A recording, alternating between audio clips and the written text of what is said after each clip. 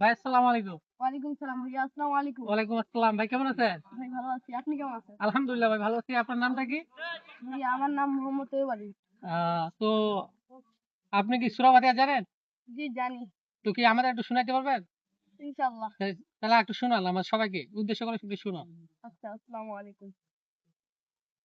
আউযু বিল্লাহি মিনাশ শাইতানির রাজীম। বিসমিল্লাহির রাহমানির রাহিম। আলহামদুলিল্লাহি রাব্বিল আলামিন। الرحمن الرحيم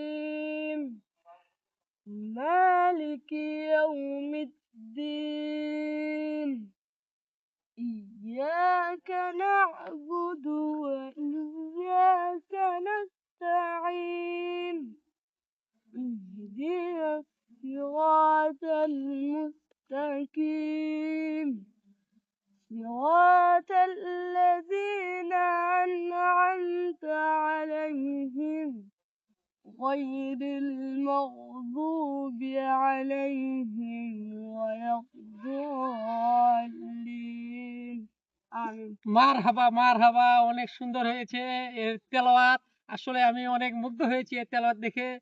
এর মতো ছেলে যেন প্রত্যেকটা ঘরেতে থাকে এবং কি সে যে তেলাওয়াতটি করেছে অনেক শুদ্ধভাবে সে তেলাওয়াত করেছে। আমরা চাই আপনারা যারা রয়েছেন সকলেই এভাবে শুদ্ধভাবে কোরআন তেলাওয়াত করবেন।